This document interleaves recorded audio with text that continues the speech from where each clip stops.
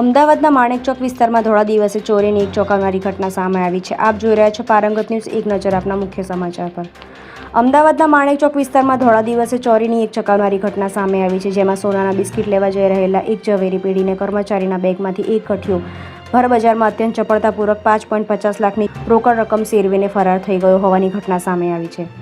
પ્રાપ્ત વિગતો અનુસાર પેઢીના માલિકે તેમને ત્યાં કામ કરતા અજયસિંહ સોનાના 400 ગ્રામ બિસ્કિટ ખરીદવા માટે 45 લાખની રોકડ ભરેલી બેગ આપીને નજીકના આવેલા બુલિયન ઓફિસ મોકલ્યા હતા. ત્યાં વેપારીએ નાણાંની ગણતરી શરૂ કરી ત્યારે કુલ રકમ 5.50 લાખ ઓછા હોવાના માલુમ પડ્યું હતું.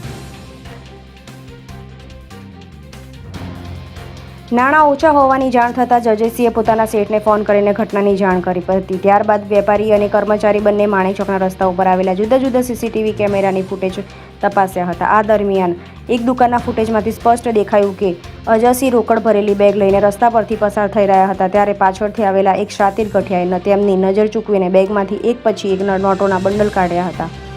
ગઠિયાએ રીતે કુલ 5.50 લાખની ચોરી કરી હતી. ત્યારે ખાડિયા પોલીસે સીસીટીવીના ફૂટેજના આધારે આરોપીની ઓળખ મેળવવા અને તેને ઝડપી પાડવા અલગ અલગ ટીમો બનાવીને ચક્રો ગતિમાન કર્યા છે.